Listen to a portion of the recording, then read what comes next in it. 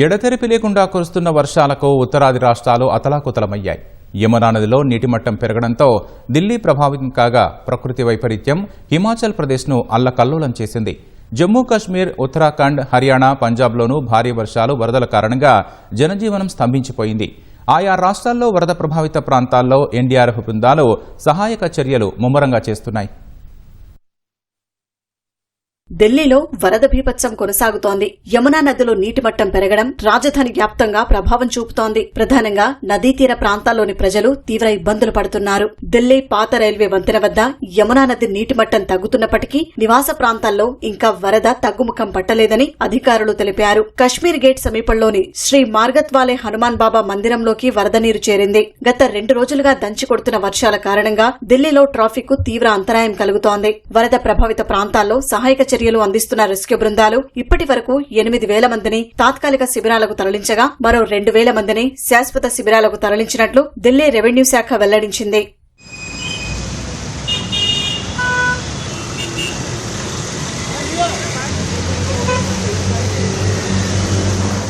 జమ్మూ కశ్మీర్లోనూ వానలు బీభత్సం సృష్టించాయి. భారీ వర్షాలు, ఆకస్మిక వరదల వల్ల రాంబన్ జిల్లాలో 238 ఇళ్లు దెబ్బతిన్నాయని అధికారులు వెల్లడించారు. 950 మందిని సురక్షిత ప్రాంతాలకు తరలించినట్లు చెప్పారు. 84 రోడ్లు, 98 నీటి సరఫరా పథకాలు, 71 విద్యుత్ ట్రాన్స్ఫార్మర్లు ధ్వంసమైనట్లు తెలిపారు. రిలీఫ్ క్యాంపులు ఏర్పాటు చేసి బాధితులకు వసతి, ఆహారం, వైద్యం అందిస్తున్నట్లు పేర్కొన్నారు. అటు పుల్వామాలోని జైనపుర గ్రామంలో వరద బాధితులకు సైన్యం ఆహార ప్యాకెట్లు పంచింది.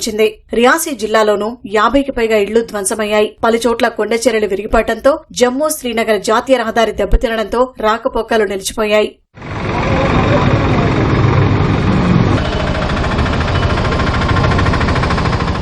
కొద్ది రోజులుగా భారీ వర్షాలు, వరదలతో పంజాబ్ దారుణమైన పరిస్థితులను ఎదుర్కొంటోంది. వర్షాల సంబంధిత ప్రమాదాల్లో మరణించిన వారి సంఖ్య రోజురోజుకీ పెరుగుతోంది.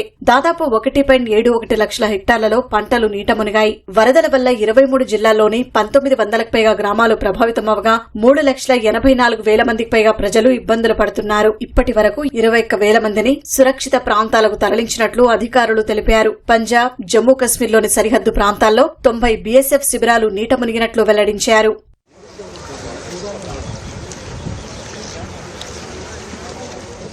హిమాచల్ ప్రదేశ్ లో పలుచోట్ల వర్షాలకు కొండ చర్యలు విరిగిపడుతున్నాయి. ఈ ప్రమాదంలో పలువురు మృతి చెందారు. ప్రభావిత ప్రాంతాల్లో సహాయక చర్యలు అందిస్తున్న ఎన్డీఆర్ఎఫ్ బృందాలు శిథిలాల కింద చిక్కుకున్న వారిని బయటకు తీస్తున్నాయి. హిమాచల్ వ్యాప్తంగా 1,200కు పైగా రోడ్లు ధ్వంసమైనట్లు అధికారులు తెలిపారు. రుతుపవనాలు ప్రారంభమైనప్పటి నుంచి ఇప్పటి వరకు వర్ష సంబంధిత ఘటనల్లో 343 మంది ప్రాణాలు కోల్పోగా మరో 43 మంది గల్లంతయ్యారు. ఇప్పటి వరకు దాదాపు 3,690 కోట్ల రూపాయల మేర నష్టం వాటిల్లినట్లు అధికారిక గణాంకాలు చెబుతున్నాయి. ఉత్తరాఖండ్లోనూ వర్షాల కారణంగా 54 రోడ్లు దెబ్బతిన్నాయి. అటు రాజస్థాన్లో పలు జిల్లాల్లో భారీ వర్షాలు కురుస్తున్నాయి. గురువారం దౌసా జిల్లాలో అధికంగా 104 మిల్లీమీటర్ల భారీ వర్షపాతం నమోదైందని వాతావరణ శాఖ తెలిపింది. రాబోయే 3-4 రోజులు రాజస్థాన్లోని పలు ప్రాంతాల్లో భారీ నుంచి అతి భారీ వర్షాలు కురుస్తాయని అంచనా వేసింది.